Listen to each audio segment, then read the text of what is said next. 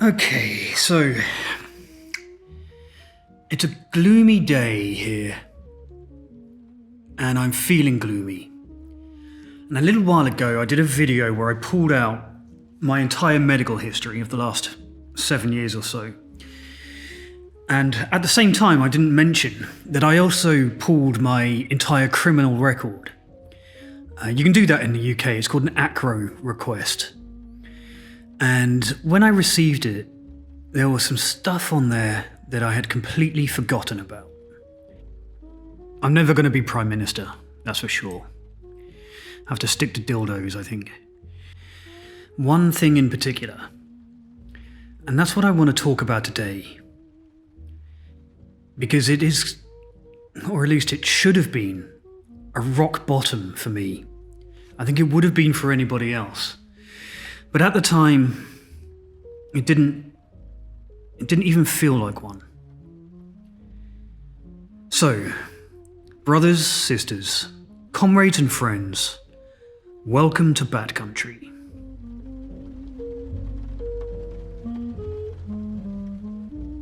Now at this point, I should mention, if you enjoy this kind of sobriety content, which is, I know it's a little bit all over the place on the channel, there's a lot of different stuff going on, then please do consider going over to the Patreon and being an active member of the community, because there you can kind of offer me some guidance about what works and what doesn't. If you're happy just kind of consuming and being a passenger, then please do like and subscribe here on YouTube. It's really important that YouTube knows that you are kind of enjoying this content. It's really important for me. So if you do like any of this stuff, then give it a like and a subscribe to let YouTube know that this content is kind of okay. With that said, on with the show. Okay, so this happened shortly after my birthday in 2019. And it was a time of real change for me. This was a time relatively shortly after I had returned home from the bicycle journey from Shanghai, ostensibly to London. That both was the best thing I'd ever done in my life and also ruined my life. It was on that journey that I really descended into extremely severe alcoholism and ended up in jail in Kazakhstan and deported from Azerbaijan, all of that stuff that I've covered a million times on the channel. This was shortly after that. I'd got back to the UK and had started seeking treatment for alcoholism. It was March in 2019, and I had been sober very briefly at this point. So the story I'm about to relate really represents the very first serious relapse that I had once I had started to try to get sober. Okay, so I was just so naive back then. I felt like because I'd finally had the courage to call myself an alcoholic and had begun to seek treatment, that I was cured, you know? That arrogance of early sobriety is a real killer. You just think you're better overnight. You have 3 weeks of sobriety and you're determined that you'll never drink again. That's where I was. I was in that, it's not pink cloud, it's just naivety. Just not knowing enough. You know, not knowing enough about what alcoholism is really like and how fucking hard you have to fight and for how long that you have to fight before you start actually making progress. So, spoiler alert, I work in the adult industry, as you know, and that's going to feature heavily in this story. And it's kind of like showing my hand a little bit at this point, because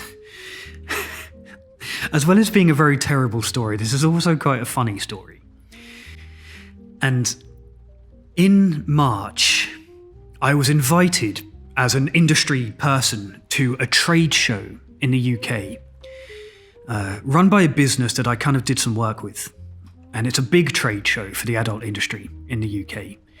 And it was being held up in Coventry. And I was there to both represent myself and to represent a business I was working with, and also because, like, I had a reputation, and it's kind of good to go and just meet other industry people and get free stuff.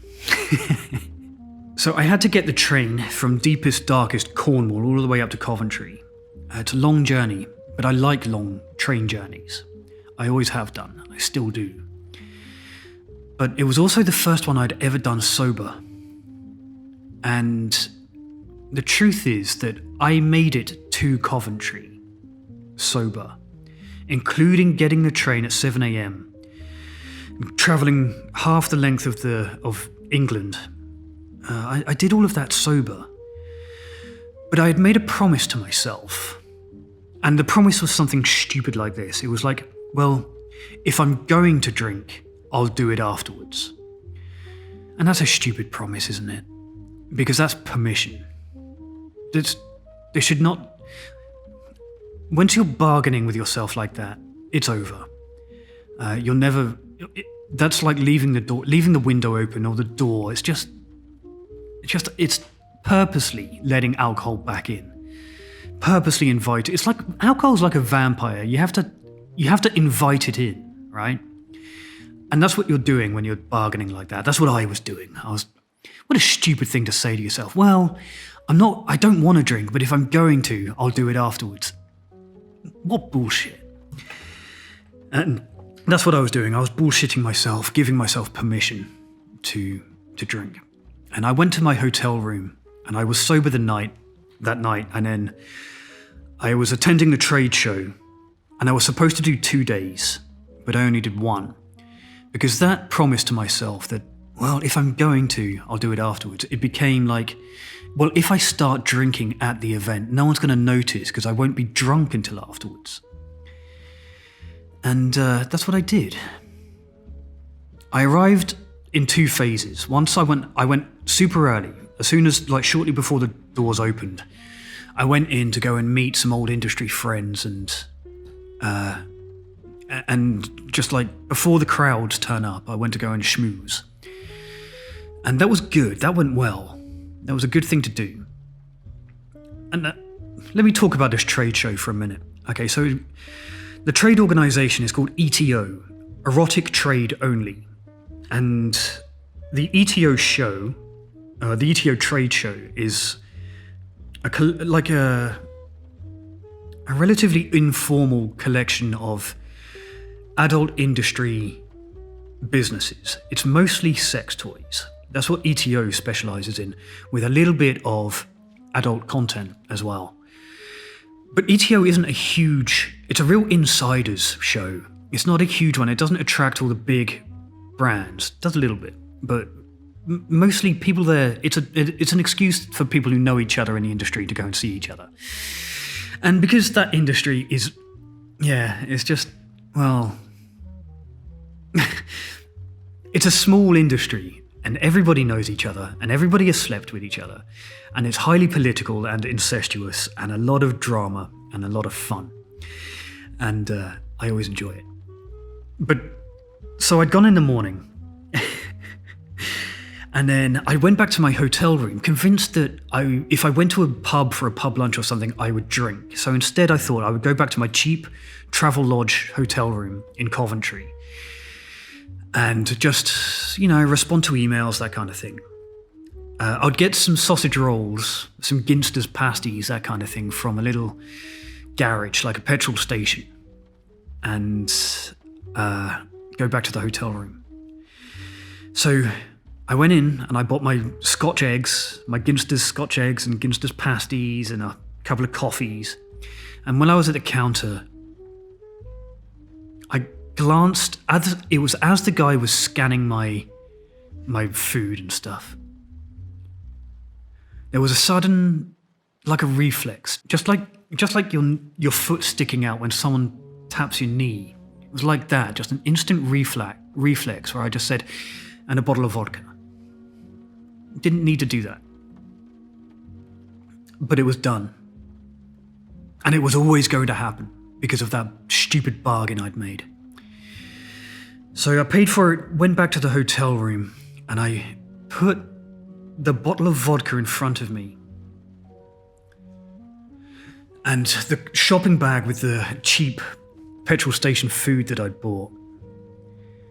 And I looked at it for a long time, weighing up whether or not I really wanted to do it. Whether I wanted to break my sobriety. And it was never in doubt. There's a thing about like being away from home as an early sobriety alcoholic, where it feels like it's free. Where for some reason it feels like the consequences don't count so much. Where if you have a cheap hotel room for a night in early sobriety, it's almost like you feel like you're not going to get caught, even though the only person you're cheating is yourself. You're only accountable to yourself, really. And the pros were quickly outweighing the cons. The cons were, I'm on medication. I might make a fool of myself in front of all my industry peers. I'm early sobriety, I'm an alcoholic, this could fuck up my life forever. Everybody's going to know I drank. I'm going to get lost on the way home, and who knows what's going to happen. But the pro was, I really want to. I really want to get smashed right now. And that one single pro is the one that won out. So I screwed off the lid and I just started hammering it. No hesitation.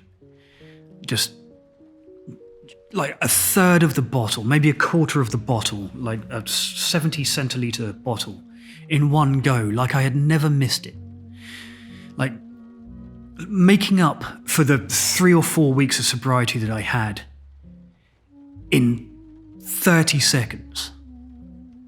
Just making up for all the lost time, the lost drinking time, immediately. Like the sobriety hadn't counted for anything, or like all the bullshit I told my various psychologists and therapists and AA people, just immediately out the window, just made them all look like it was all a joke to me in that one moment. And I went back to the trade show tipsy, and I had that bottle in my bag with me. And I didn't turn up smashed. I was drunk when I was there, but I'd already made the impression that I wanted to on the important people, so the pressure was slightly off, thank God. That was at least a decent strategy. If you're going to be an alcoholic, you have to have a plan, right?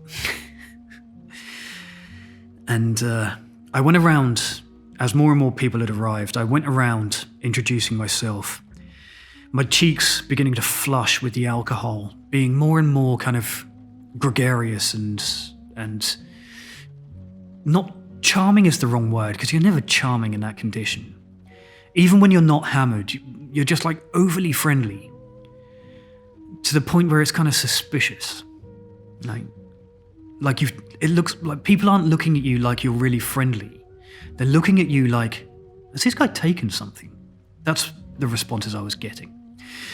But I got free sex toys, which is really why I went the second time that afternoon, is just to get a big old bag of free stuff. And it was mostly sex toys and like free memberships to adult content sites and all of that kind of thing. And I had my holdall with me. My holdall was full of stupid like sex toy prototypes and lube samples and small things like freebies. You know, like when you go to any trade show, they give you merch and they give you free products, especially if you're renowned in the industry. They will just give you stuff. And that's what was happening. I was walking around and I must have picked up, I don't know, 2,000 or 3,000 euros worth of free sex toys. It became so much free stuff that it no longer fitted in the shoulder bag that I was carrying, because that was also full of like my clothes and my camera and stuff. So I had to go and find someone who worked at a convention center, went and got me some black bin bags that I then loaded all of the free sex toys and stuff that I'd got into these bin bags. and just kind of slung it over my shoulder like a slutty Santa Claus. And eventually kind of wound down. I don't remember leaving. By that time I was drunk. And I didn't go to any of the industry events afterwards. I was too drunk by then. I was like lost and blackout kind of drunk. And went back to the hotel room on my own. And I kept drinking. My train was the following evening because I was supposed to be there for 2 days. I just didn't stop drinking. I had this massive opportunity to socialize and to get drunk and have a good time. But instead, I chose to retreat back to this anonymous travel lodge hotel room. It cost like £30 a night or something. And just get drunk on my own when all my friends were in the city, and it was the first time that I would have seen them in years because I'd been living in China for 6 years. But instead, I just decided to go and close the curtains, lock myself away, put the do not disturb sign on the door, and drink as much vodka as I possibly could, as quickly as I could, on my own. What is wrong with alcoholism? Why does it do this? Such a depressing memory. So, I don't know how I was still standing, because the alcohol was interfering with the medication and vice versa. And it was the first ever time that I'd had any alcohol on any antidepressants, any medication at all. It was the first time in my entire life that I had been medicated. And now I was drinking on it as well. And I continued drinking through that night. I must have blacked out for about 14 hours. And then I woke up and had to get the train back from Coventry, back all the way. It's like, I don't know, maybe a 7-hour journey from Coventry back all the way back down to Cornwall in the evening and at night. And I managed to make it to the train station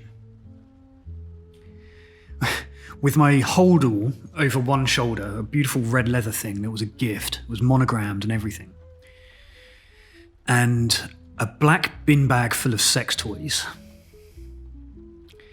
And this particular weekend, it was the Cheltenham Festival. March, if I remember correctly, I think I was on the train, it might have been March 13th or something in 2019. You're free to go and Google the dates if you're the kind of person who really wants to know that kind of detail, but that's what it was. Christ. And this is where the story goes sideways, right? So, by the time the train, I'm not even sure if that train goes through Cheltenham, but it stopped around that area at some point, and the train suddenly had become incredibly full of people, full of really drunk people coming home from the Cheltenham Festival, all dressed in their, the hats and the fancy shirts and the tuxedos and stuff like that. All of them were hammered. And I have this habit on long train journeys. I don't do it in sobriety. It just seems to be a legacy of my drinking. Like, I used to take long train journeys through China and through Central Asia. I did the Trans-Siberian and the Trans-Mongolian. And I did this on those trains. And anytime I've taken a train across Europe too, where I would pay for a seat, but then I wouldn't use it. Instead, I would go to smoking areas, or more likely, I would go to the places where the carriages meet. Because there's some space there, you can stand up and move around and you can sit on the floor. And that's the way I used to like to travel, was sitting on the floor in the spaces where the carriages meet. As dirty and disgusting as those areas are, that's the way I really liked traveling. And I would sit there and drink and get hammered and just strike up conversations with people walking through. Wherever I was in the world, it's always been the way. And at least until I got sober. And that's what I was doing on this train, even though I didn't need to. I had a perfectly good seat. I had blacked out with all my stuff. on the floor. And if you're in, I don't know, if you're on a train on the outskirts of Ulaanbaatar or something in Inner Mongolia, it's not a problem. But if you are on a main train line in the UK during the Cheltenham Festival, it's a problem because you're blocking where people get on and off the train. And I'd fallen asleep on the floor there. So the doors opened and all of these drunk Cheltenham Festival goers spilled onto the train and were tripping over me and standing on my hands and stuff. And I wouldn't move. I had an attitude now. I was belligerent and hammered, and I couldn't have stood up if I wanted to because I'd been drinking for the last day and a half on medication for the first time that I'd ever done that. It makes you a different person, man. Like drinking on antidepressants and risperidone is an antipsychotic. It makes you out of your mind, like unable to think, like really unable to process information. It doesn't just make you do bad and stupid things. It doesn't just put you to sleep.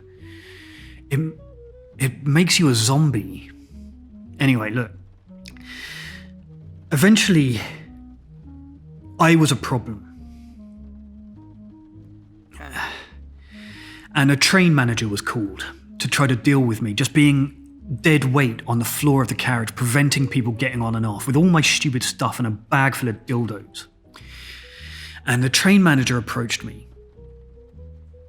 And he kind of nudged me at first. And then he kind of nudged me with his foot. He didn't kick me. He nudged me with his foot.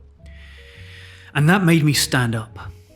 And I remember him to his face. I won't describe him because any description I give is not going to be flattering. He wasn't... You know what train managers look like. That's what he looked like.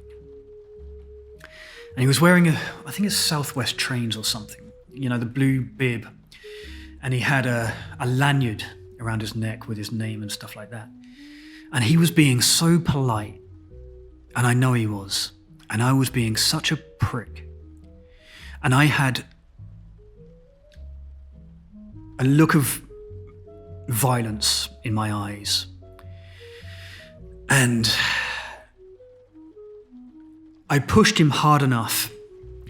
I wanted to fight him. He was not a fighter. One look at him, he was not a fighter. But I was ready to fight. I was ready to go. And I pushed him backwards and he went through the doors. The doors were open behind him. He went through the gap where the carriages connect all the way into the other carriage. And then the doors closed. And the train didn't go anywhere. And there was and I sat back down because I thought I was right. You know, with that drunken belligerence, I was like, I've paid for my fucking ticket, fuck you. And I slumped back down onto the floor. And the next time the doors open, it's the police. And now looking back on that incident, I remember it all happening quick fire. Like, the people got on at Cheltenham, people were tripping over me. The train manager came over to ask me to move or to get off the train. And I pushed the train driver, and then the doors opened, and then the police pulled me off. But that's not how it happened. They had to stop the train and wait for the police to arrive, which must have been about half an hour or something. I don't know how long that was, but it wasn't all happening instantly. So I got pulled off the train and handcuffed. The police came on. My memory of that particular moment is only very vague. But what happens afterwards, I remember specifically. So I remember that they pulled me off the train, and then I remember that they had to go and find my beautiful red leather monogrammed bag, and that they were asking me if I had anything else, and I said, yeah, I've got a sack full of sex toys, which they duly found and brought out. And then they went through my stuff on the platform before I was taken away. I wasn't charged at this point. They'd also removed the handcuffs while they spoke to me. So I wasn't under arrest when this was happening. And I could see them interviewing the train manager as well, who then got back on the train pulled away. And they were going through my bag. And I was hammered, man. There's a look you have when you're drunk, and there's a look you have when you're drunken and on antidepressants. It's a different thing. And also back then, one of my pupils was much smaller than the other. It's kind of settled again now, but because I'd had a head injury, that's one of the symptoms, anisocoria. And I looked fucking crazy. That was in the police statement. The train manager had said that, and he was right, that I had crazy eyes. Which I'd kind of do anyway, but even in sobriety, I've got weird eyes. But back then it was really, my eyes were kind of bulging out, and my pupils were different sizes, and the alcohol and the antidepressants had just, you look wall-eyed, you look like glassy-eyed, you're not focused on anything. And also I was aggressive, so I looked kind of menacing as well. And one of the policemen came over, and he asked me a really weird question. He said, "Excuse me, mate, have you been in the armed forces?" And the question rattled around in my brain, and my initial thought was, say yes, because maybe they'll treat you better. And for some reason, that thought was beaten out by a better thought, was just tell the truth. So I said no. And it took me ages to realise why they'd asked me that. And it's because in my bag, I'd been going through a passport application process. So when I left Azerbaijan, I had to leave because I'd had my passport stolen. And because I was newly back in the UK, I was in the process of getting my new one. And I'd had to go and meet a guy to sign my passport application up in Coventry. And we'd had this joke, because I knew him really well, and we'd corresponded before. So when I sent the application forms to him, I'd put his name and then I'd added Rear Admiral, just as a kind of stupid joke. And when he'd put my name back on the envelope for me to take it home, he'd put my name and then OBE, and which stood jokingly for obvious bell end. And the police had picked that up out of my bag, man, and seen OBE. Which is, if you're not familiar, an OBE is Officer of the British Empire. It's given to you if you're like an upstanding member of British society and have had a military background. Right? You get an MBE if you're, I think, I'm correct in saying this. You get an MBE or an OBE. An OBE is an Officer of the British Empire. And it was just a joke that he had made, obvious bellend, just to make me laugh. But the police took it really seriously, to the point where once they'd realised that it was meaningless, but it was written on the envelope for passport application forms. These are the kind of stupid jokes that get you in trouble when you're a fucking drunk. Anyway, that's not what got me in trouble. What got me in trouble was that they found a pocket knife in my bag. There was 8mm longer than the legal requirement, than legal in the UK. Before I had left the UK, it would have been legal. I actually knew the law. But the law had been changed due to knife crime in the UK. The law had been changed, and now my little pocket knife, which I loved desperately and was called Juliana. When you live outdoorsy, pocket knives become very special and very important to you. But to the police, it was an infraction. And that was when they arrested me. They arrested me for possession. Initially, the charge was possession of a bladed article, but it was upgraded later to possession of a deadly weapon in the commission of an assault. So I got taken back to the police station in handcuffs. The police were super friendly. They knew it was Cheltenham Festival weekend, right? And I hadn't really hurt the train manager. I'd put my hands on him. I'd shoved him, but I hadn't tried to kick his head in or anything. I hadn't tried to stab him or anything. But still, I had committed a violent offence while in possession of a deadly weapon. In the US, they would call that a felony. And then I don't remember anything else until waking up in the police cell. And I had woken up in the middle of the night because I'd been so drunk and because I had a previous head injury, they'll check on you every hour or so just to make sure that you're still breathing. And at one point in the night, God, I was still fucking hammered, but I could feel the alcohol leaving my body. And all my medication was in my bag that they brought in. And when the guy kind of opened the door, he didn't just kind of look through the door, he opened the whole door to come and have a conversation. And he asked me if I was okay and whether I needed anything. And I felt like I just needed something. And I knew that they weren't going to give me alcohol. And then but I had remembered that my medication was in my bag. And I told him, yeah, I need to take my medication. And he asked me what I take and how much of it. And I told him that I take 4 tablets of fluoxetine. And he straight up said, no one takes 4.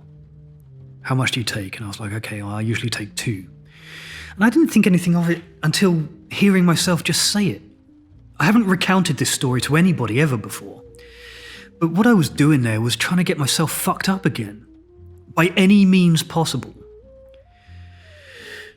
And he went away and he disappeared and came back like 20 minutes later with 2 fluoxetine and 1 risperidone and 2 propranolol. And I took them all in one. He supervised me while I did it.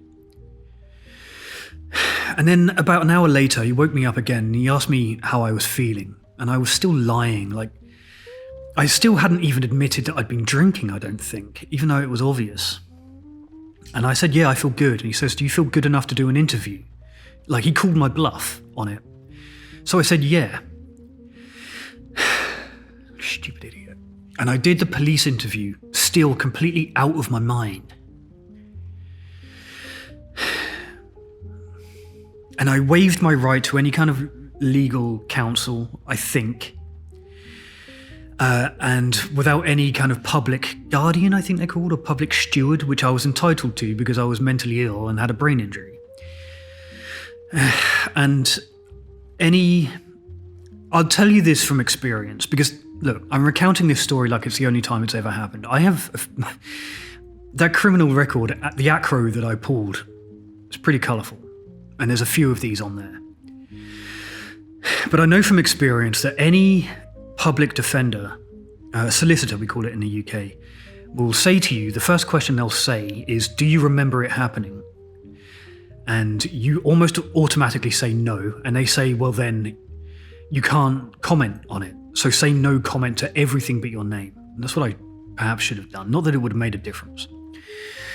But anyway, I waived all of that, and I just spoke like a fucking drunk for the hour and a half that they interviewed me. They just got everything they needed. If I had tried to defend myself in court, I wouldn't have had a chance. And I remember in particular, they asked me about the knife. And I told them the whole story about how I'd tried to cycle alone from Shanghai to London and how it all gone wrong and how I was living rough on the streets of Azerbaijan and had to wild camp in Kyrgyzstan, in the Pamir Mountains, and how I'd had to sleep under bridges in Xinjiang, which is deeply illegal in China, and how I'd had to survive and rough it for so long. That you learn to keep, and how knives are not, for people like us, they're not weapons, they're tools. I said that, which sounds like bullshit to a policeman, for sure. Anyway, so they read me the charge in the end. Common assault while in possession of a deadly weapon, which is a very serious crime. That's prison, if you've got a long record, which I did. And then in the morning, I was released on bail. And the police didn't like me. That's obvious. I was just another drunk. They didn't even like what I was wearing, so while I was being processed out, I was still wearing what I had worn at the trade show. And because it was an adult industry trade show, and because I was a bit full of myself, thinking I had a big reputation and stuff, I was dressed very I don't know, perhaps stylish isn't the word, but I was wearing tight red, like burgundy jeans, really tight, and this obnoxiously floral shirt. And when I was brought out to be processed out, one of the policemen said, "That's a very colourful shirt, mate." And being still drunk at this point, I just went, "Oh, thanks, do you like it?" But what he was saying, forgive my... I don't know if you're going to believe me on this, but that's police code for "you look gay." That's what he was saying. That's the F word without saying it to police. Maybe you think I'm being cynical on that. But I'm right. I know I am. Anyway, he processed me out. And this is where the police get sneaky. Because my crime was quite serious. And because they didn't like me. You remember I said that I had a black bin bag full of sex toys? Well, when they handed it back, it was now a clear bin bag.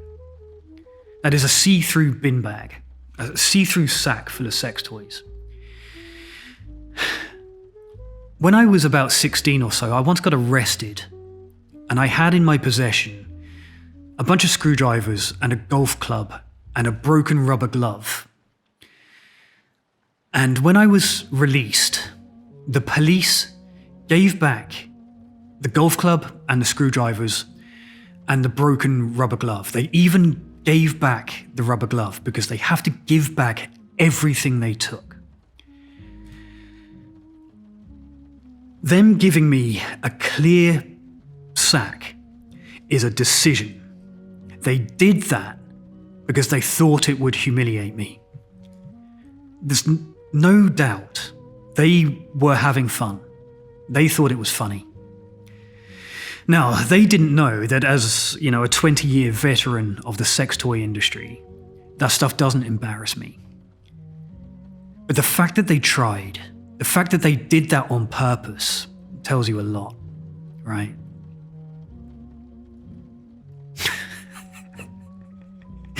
And looking back on it, it is a very funny thing to do. It's objectively a very funny thing to do. If you have a drunk guy with a sack full of sex toys and you know he has to get the train all the way home and he's been a dickhead the night before, why not? I'm not even angry about it. I would have done it too. It's credit where it's due, police have to find fun in their job, and I think that credit where it's due. It makes me laugh in hindsight. And also, skipping ahead slightly, made me very popular on the train. It was certainly a talking point for the remaining 6 hours of that journey. But the point is, look, there's no good ending to this story. So I was drunk again before I got to the train station. I had walked out of the police station, wherever it was, found the nearest convenience store, and bought another massive bottle of vodka just for the journey home, just to continue drinking. And that's what I did. And I almost didn't make it home. On the journey, I don't know where I was going, but the train was quiet. There were a couple of people sat around. And a guy got on, and he was a really big character. And he was having a conversation with a complete stranger, and he was so funny that he was making me laugh, legitimately. He was just one of those kind of random British characters who was just naturally very funny. And as he was talking to this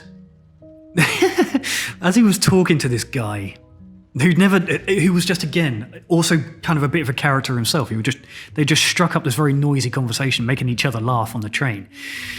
The funny guy spotted my bag, sat next to me. I'm sick, slugging from a bottle of vodka, and put him back in my bag. And he spotted my bag. He went, "Oi, oi!" And then he looked at my bag and he was looking at me. And it was like, "You're going to be popular." And I ended up just giving them a bunch of free stuff because they were good company, and sharing vodka with them. It was the middle of the day, and we're all just getting drunk on the train and sharing sex toys. And then by the time I got back to Cornwall. My dad was picking me up from the train station. I was fucking hammered again. Like, just straight back to the same pattern of alcoholism that I thought for about 3 or 4 weeks that I'd left behind for the rest of my life. But no, I had left Cornwall with a couple of weeks of sobriety and returned not only drunker, but now with a criminal conviction. Yeah. And I don't remember getting home. But by the time my dad picked me up, I had fallen over and broken my nose.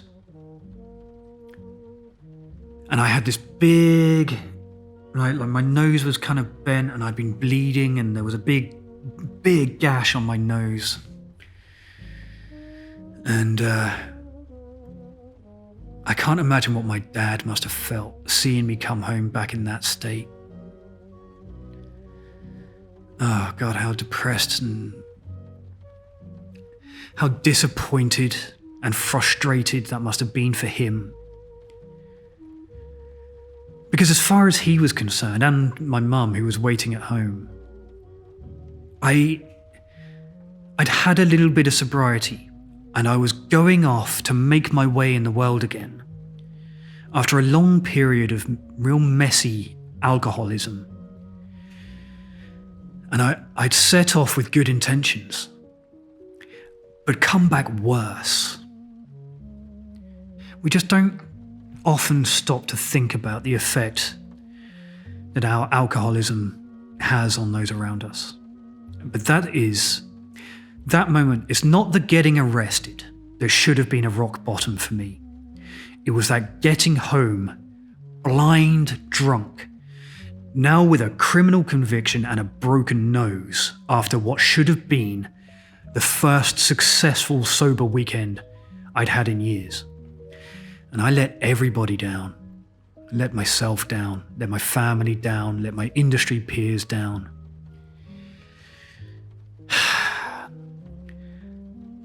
But I didn't even see it as a rock bottom until recently when I saw it on my ACRO, on my criminal record report. That should have been worse than it was. Now, just to round out what actually happened afterwards, I went to court 5 weeks later and pled guilty.